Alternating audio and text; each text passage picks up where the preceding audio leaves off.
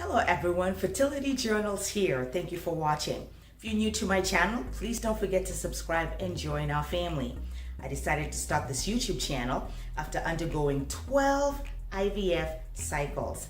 And in each and every video, I do try to inspire, motivate, perhaps provide a little bit of some education to some of you who might be undergoing the same experience or are new to it and would like to learn more. I really benefited from other YouTubers when I was undergoing my own journey, and so I vowed to myself if my journey was successful that I would also share my story so I can be part of that whole narrative of empowering each other as we undergo our IVF cycles. I usually do upload a new video on Tuesdays and Thursdays. I am excited to let you know that we have been blessed with a wonderful bouncy baby boy.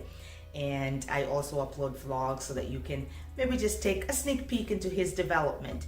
But if you are curious about the more important part of the IVF journey specifically, I do have all the videos of every single IVF journey of the 12 in a playlist. So make sure that you access that so that you can kind of see how the journey was like.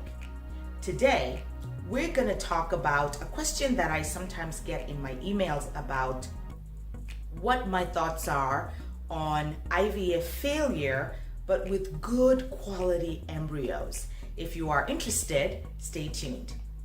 And so folks, obviously I'm not a medical professional, but undergoing that many cycles, I did a lot of research. My husband and I were able to really learn a lot about the process as much as possible from a layman's perspective and also just going through experience.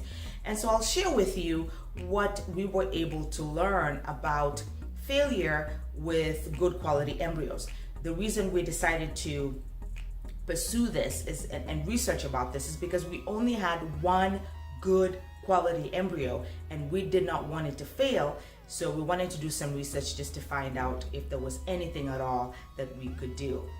The first thing we were able to find on research about failure with good quality embryos is biological conditions within your body that may not be epitome for transfer.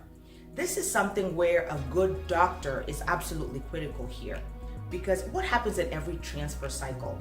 You undergo a protocol and your body responds, but your body is only natural and the response may vary. And so make sure that you are working with your doctor to make sure that anything that is slightly off is monitored. I know when I was going through one of my failed transfers, I don't like to call it failed because failed means that it didn't work. I think for me, even though the transfer ended up not happening, I was happy because if it had happened, I wouldn't have had the baby, right? So my progesterone, for example, was a little high. So my doctor gave me a quick call and said that they thought it was best that we wait. And so make sure that you're working with your doctor just to make sure that the conditions around that transfer cycle are epitome. The second reason I was able to find in research that leads to IVF failure with good quality embryos is the decision to consistently pursue a fresh transfer over a frozen embryo transfer. The difference is because a fresh transfer, typically done day 3 and day 5, really just follows the natural cycle, and it's not really planned or structured like a frozen embryo transfer is. And so that's maybe something that you can try if you're noticing that you have failure. I know for us, we did a frozen embryo transfer because we did embryo banking. So what we did was we focused on retrieving as many eggs as we could in the time I had, for lack of a better word. I was 43, 44 years old. So we thought, let's get as many eggs as possible and then just focus on transferring later. And so I do know that having gone through the frozen embryo transfer, I noticed how planned it was, how structured it was. And so I think that that's probably something that you can decide to consider as well. The third reason that you may have failure with having good quality embryos is the inability to do ERA testing. The endometrial receptivity assessment test is really helpful. I know for a fact in my case that the ERA saved me. I actually learned about the ERA from a fellow YouTuber who had a failed transfer.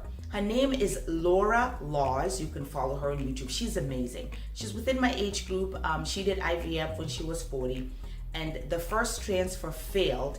And then when she did an ERA, again, what the ERA does is it finds out the window of implantation, and she was able to be successful with her beautiful daughter. And so I went ahead and did the exact same thing. I did an ERA and it was successful for me. And so if you're finding that you have failure with good quality embryos, then I think that doing an ERA test may not be a bad idea. The fourth reason that there may be IVF failure due to good quality embryos is other conditions that I was able to research that I wasn't aware of. These are conditions related to clotting disorders of the blood and natural killer cells.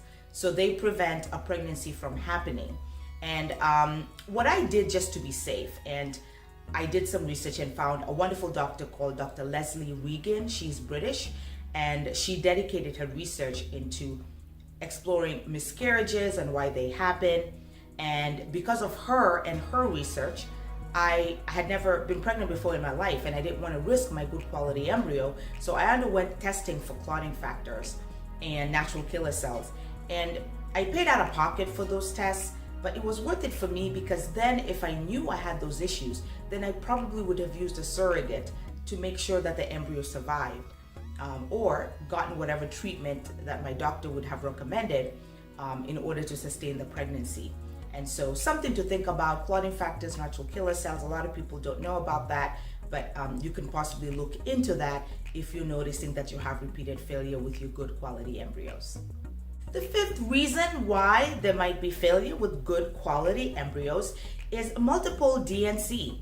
A D&C, if you may not know this, is when a woman undergoes a miscarriage. The miscarriage may happen a little later in the pregnancy, which requires the doctor to surgically remove the baby. And so a D&C is a surgical procedure. I must say, just hearing about it on YouTube when I was undergoing my journey, it really was one of the reasons I really value the YouTube space, because people are really candid with their experience, and I learned a lot about it.